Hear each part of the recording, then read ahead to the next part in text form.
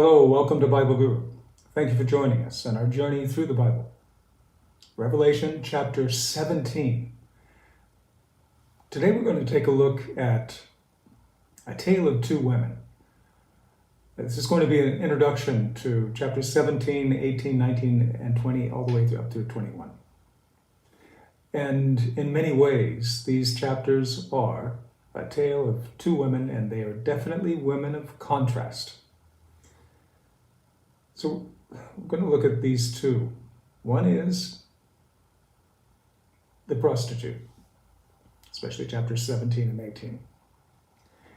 And then there's the virgin bride. I'll call her the lady. And there are many distinctions between them. First of all, clothing.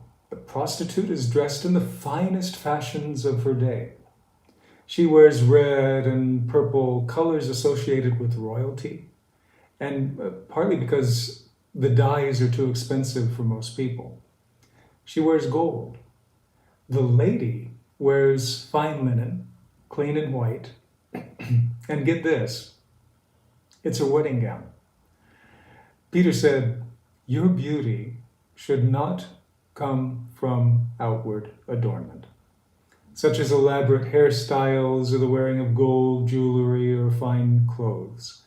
Rather, it should be that of your inner self, the unfading beauty of a gentle and quiet spirit, which is of great worth in God's sight. For this is the way that the holy women of the past, who put their hope in God, used to adorn themselves." This doesn't exactly mean that godly women shouldn't be concerned with their physical appearance, but that the condition of the heart should be their first priority. And here in India, many parents want their daughters to wear gold and or jewels for their wedding, a tradition which probably carries over from an impulse to provide an inheritance in the form of wealth to the next generation, more than a concern for things like what it looks like. In other words, even in this case, the appearance of the jewel should not be the important thing. It's the legacy, what's passed on. That is the focus. Clearly, we should not be obsessed with what we look like on the outside, but instead the mental, physical, and financial resources we might pour into our appearances, we need to invest in who we are. If a person is beautiful on the outside, but horrible on the inside, that person is ugly from God's perspective. Man looks on the outward appearance, but God looks on the heart. Likewise, if a person is not very attractive physically, but has good character and loves the Lord, that person is beautiful in God's sight. I believe it's possible for a human to develop character to such an extent that they become beauty incarnate, the ideal form or model of beauty that Plato spoke of, as only attainable in what he thought of as heaven. Maybe such goodness is unattainable for a mortal.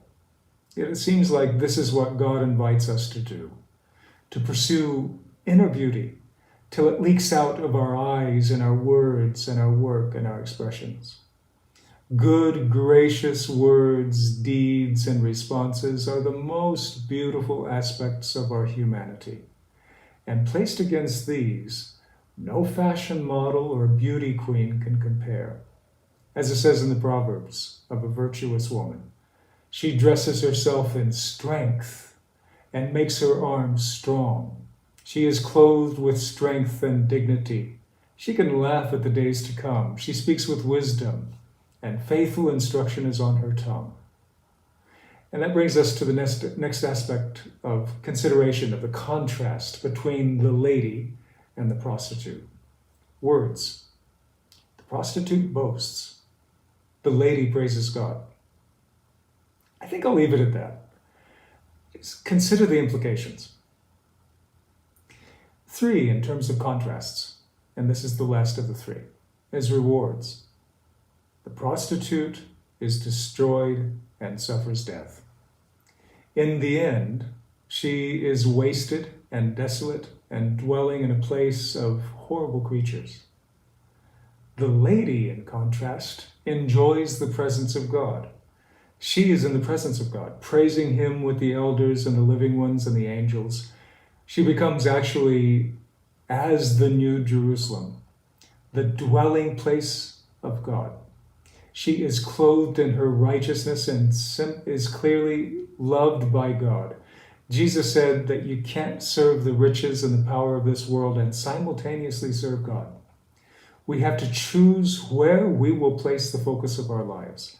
Those of us who choose to focus on being beautiful in all those areas that are secret, eternal, and invisible will enjoy eternal and undying rewards as the dwelling place of God. Those of us who focus on the products of the pleasures of this world will see temporary, dingy glory.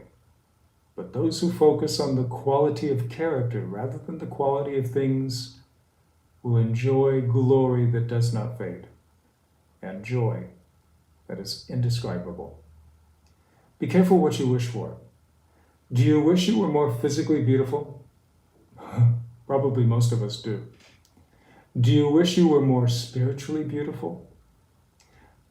I honestly think too few of us do. Those who bother to read this and watch videos like this are probably among the exceptions. But to those who value the spiritual beauty first, the promises of God are infinitely beautiful. A prayer for today. Dear Lord, give me eyes to see your beauty, then enable me to become more like you. In the name of your incomparably beautiful Son, Jesus. Amen.